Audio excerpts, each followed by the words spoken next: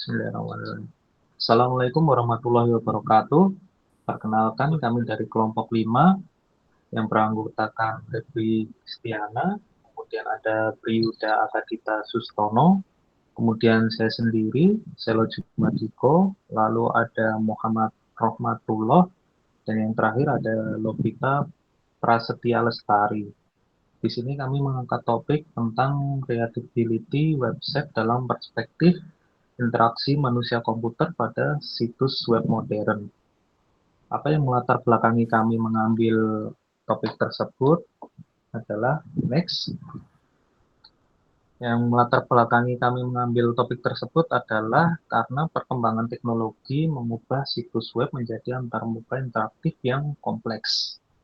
Readability, kemudahan membaca dan memahami konten menjadi faktor krusial dalam interaksi manusia komputer. Lalu, banyak situs modern yang masih mengutamakan visual mencolok tanpa memperhatikan kenyamanan membaca seperti kontras yang rendah, huruf terlalu kecil, dan tata letak tidak terstruktur, sehingga menurunkan kualitas pengalaman pengguna. Lalu, readability tinggi memudahkan penyerapan informasi seperti mengurangi kelelahan visual dan serta meningkatkan kepuasan pengguna. Oke, selanjutnya terkait rumusan masalah dan tujuan ya. Rumusan masalah yang kami catat di sini juga salah satunya adalah faktor apa saja yang mempengaruhi readability pada sebuah situs web modern. Lalu yang kedua adalah bagaimana penerapan prinsip interaksi manusia dan komputer ya untuk meningkatkan readability-nya.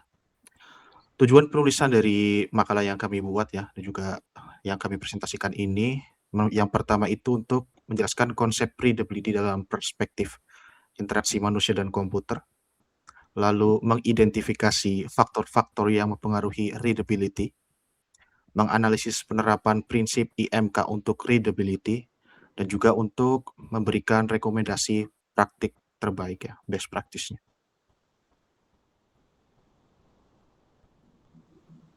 Terkait dengan landasan teori, kami punya 3 aspek utama yang sebagai landasan teori. Yang pertama dari interaksi manusia dan komputer itu sendiri, itu ilmu multidisiplin ya untuk mempelajari perancangan sistem yang interaktif, usable, efektif, dan juga efisien. Yang kedua, ya topik utamanya itu sendiri, readability, untuk sebagai alat ukur tingkat kemudahan teks dibaca dan dipahami ya. Tidak cuma dibaca tapi juga dipahami dan juga dipengaruhi faktor visual seperti huruf, kontras, dan tata letak. Yang terakhir juga terkait dengan usability dan user experience. Usability mengukur efektivitas, efisiensi, dan kepuasan. Lalu ada user experience juga lebih luas ya, mencakup persepsi dan juga aspek emosional. Pada slide ini dijelaskan 6 faktor utama yang mempengaruhi readability atau keterbacaan sebuah website. Pertama ada tipografi, yaitu pengaturan jenis ukuran dan jarak huruf agar teks mudah dibaca. Yang kedua ada kontras warna, yaitu perbedaan warna antara teks dan latar belakang sehingga tulisan terlihat jelas. Yang ketiga ada tata letak dan struktur, yaitu penyusunan elemen dan informasi agar rapi dan mudah dipahami. Yang keempat, ada panjang baris yang harus profesional agar nyaman dibaca. Yang kelima, responsivitas, yaitu kemampuan website menyesuaikan tampilan pada berbagai perangkat seperti komputer dan ponsel. Yang terakhir ada hierarki informasi, yaitu penyusunan informasi berdasarkan tingkat kepentingan menggunakan judul, subjudul, dan poin-poin utama. Next. Pada slide ini akan dijelaskan tipografi dan kontras warna. Yang pertama ada tipografi. Penggunaan jenis huruf sans serif seperti Arial dan Roboto lebih mudah dibaca di layar. Ukuran huruf yang ideal berkisar 16 hingga 18 piksel dengan line height sekitar 1,4 sampai 1,6 kali ukuran huruf. Selain itu, penggunaan huruf tebal dan miring sebaiknya dibatasi hanya untuk memberikan penekanan pada informasi penting. Selanjutnya adalah kontras warna. Ukuran teks normal disarankan menggunakan rasio kontras minimal 4,5:1 agar tulisan terlihat jelas. Pemilihan warna juga perlu diperhatikan aspek psikologi warna dan kebutuhan pengguna yang memiliki buta warna. Saat ini, dark mode juga banyak digunakan karena dapat memberikan kenyamanan mata, terutama saat digunakan dalam kondisi pencahayaan yang rendah. Oke, untuk selanjutnya yaitu tata letak, struktur, dan juga responsivitas. Untuk yang pertama, tata letak itu bisa menggunakan pola F atau Z supaya agar fokus mengalir ke area yang penting. Kemudian ada white space, yaitu untuk mengurangi kepadatan visual supaya konten itu lebih mudah untuk dibaca. Kemudian selanjutnya ada struktur konten, yaitu untuk memakai heading yang jelas, paragraf yang singkat, dan juga bullet untuk poin yang utama ya. Selanjutnya ada desain yang responsif. Nah, desain yang responsif ini bisa menyesuaikan tipografi, grid line, dan juga urutan elemen untuk semua layar yang ada.